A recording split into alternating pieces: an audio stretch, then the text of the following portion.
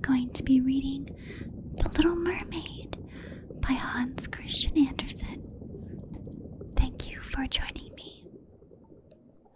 This is one of my favorite Hans Christian Andersen stories, so I'm excited. Let's begin.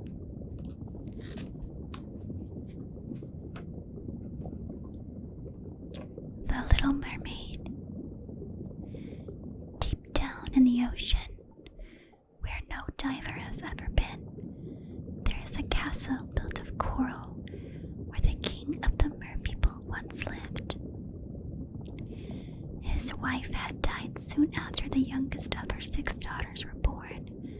The princesses were all very beautiful, but, like every other mermaid, they did not walk on 2 feet, but swam with their long fishtails.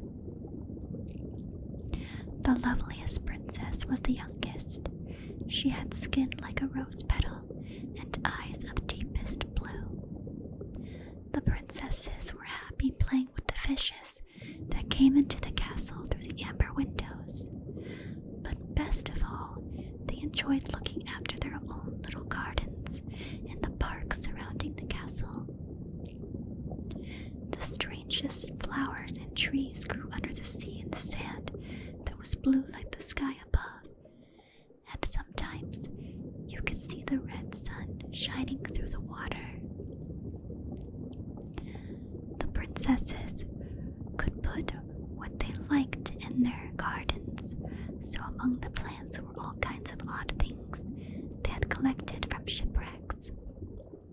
The youngest princess had only one, the statue of a human boy made out of translucent marble. Next to it, she planted a pink tree, rather like a weeping willow, whose branches fell on the blue sand. The youngest princess knew that the boy came from a very different world above the sea. Her old grandmother would often tell her stories about human beings, their ships and their homes, and the animals that lived on land. What sounded most wonderful were the flowers that had a sweet scent. The flowers underwater had none, and the fishes in the trees that could sing. Grandmother called them fishes because the princess did not know what a bird was. Grandmother promised that when each princess reached her 15th birthday, she would be allowed to leave the castle and go up to look at the world on land from a rock close to the shore. The youngest was only 10 when the eldest returned to tell the others of all she had seen during her day above the water. She had watched lights come on in the big city as darkness fell. She had heard human beings talking to one another. She had listened to the sound of music. She had heard church bells ringing. The smallest princess longed for the time to pass until she could hear such sounds. Now she could only dream of what she would see. For the second princess, the most beautiful sight had been the sunset. With a golden sky and clouds of crimson, swans had crossed the sky just as the sun sank below the horizon. The third princess left the sea and swam up a river where she saw fields and hills, woods and farms. She met children who were frightened by the sight of her fishtail, and a black dog who didn't like it either and barked at her furiously. The fourth princess didn't go near the shore. She had seen greater marvels on the surface of the sea, dolphins leaping and huge whales spouting water high into the sky. The fifth princess went to the surface in winter and found icebergs as high as the church towers in the city. She climbed onto the largest one and watched the lightning flash as a storm arose. Sailors on ships took down their sails and clung to the masts in fear. All 5 sisters, having seen the world above, realized that their father's castle was the place they loved and regarded as home. But often they would swim together to the surface of the sea and sing to the sailors, who thought they were listening to the wind. The 6th princess longed to go with them and felt like weeping when she couldn't. But mermaids cannot cry, and that makes them even more miserable. "I want so much to be 15, she said.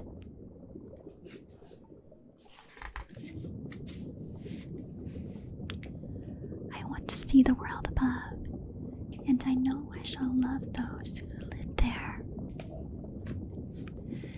At last her birthday came, and her grandmother dressed her carefully. She put lilies in her hair and 8 oysters on her tail. "They're pinching me," said the princess, but her grandmother insisted that she must be seen to be a real princess. When she came to the surface of the sea, it was early evening. There in the fading light, she saw a ship quite still on a calm sea. On the deck, under hundreds of tiny lamps hanging from the rigging, was a crowd of people looking towards a boat making its way to the side of the ship.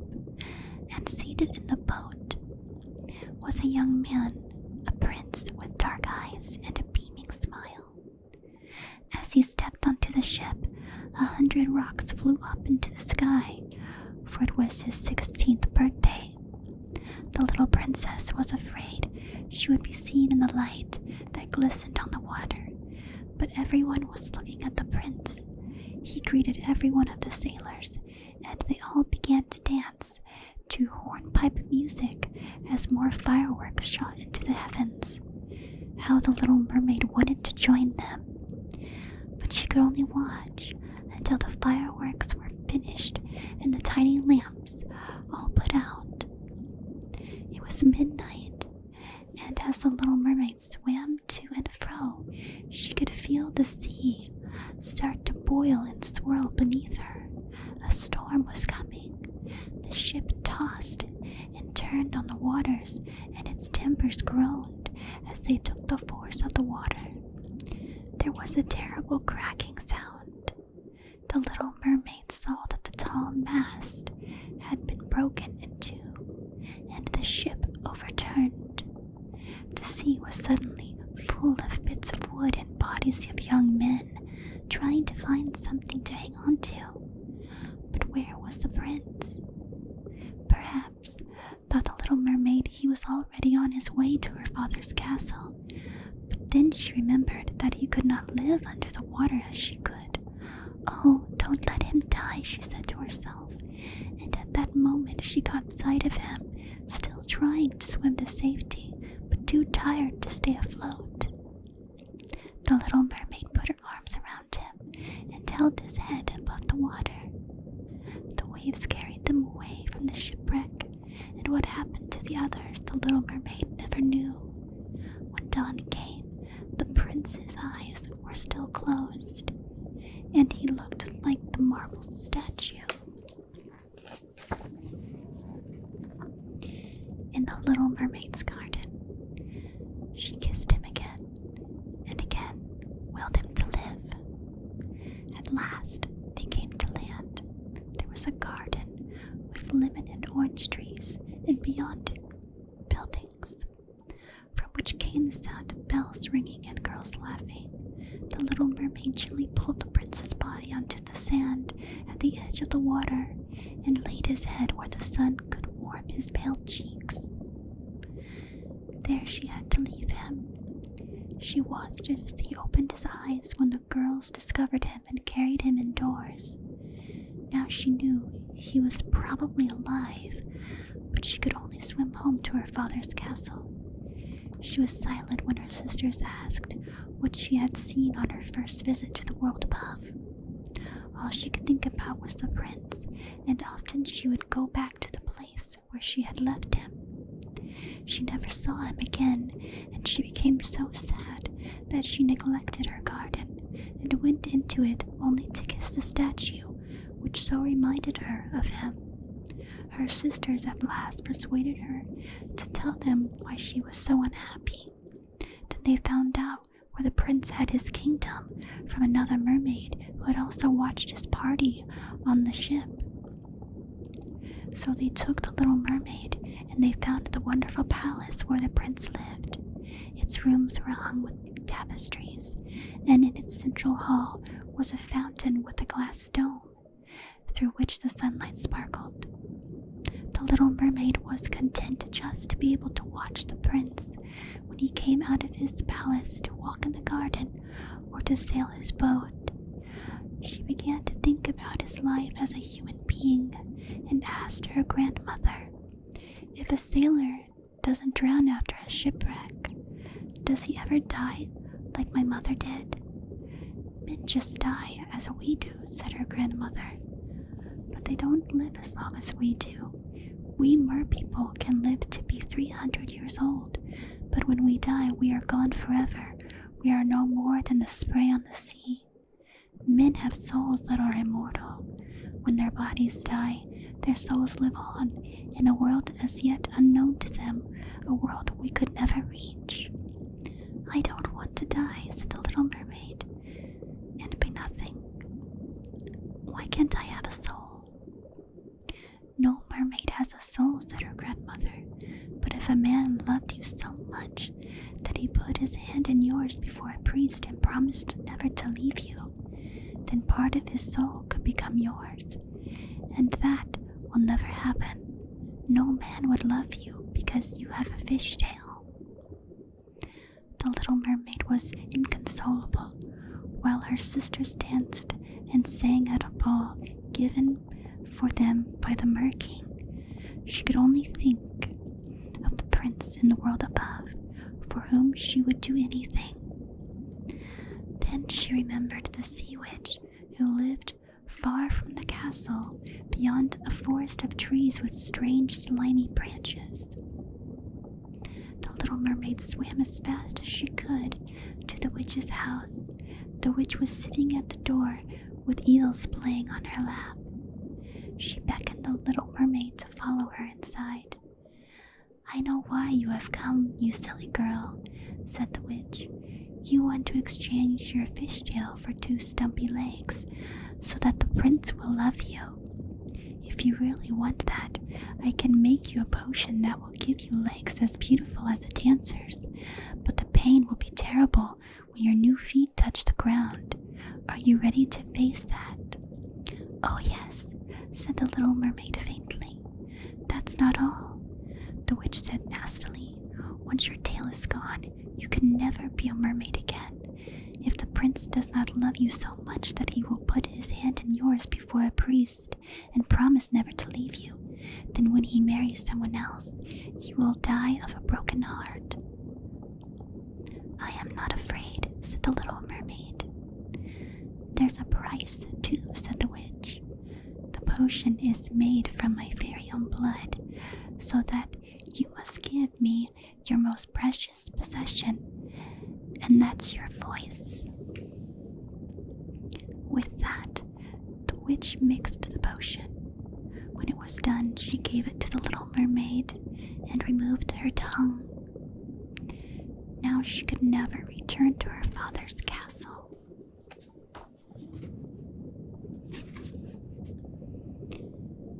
Because she could not tell her sisters why she was leaving them, instead she swam to the prince's palace and sat on the marble steps while she drank the potion.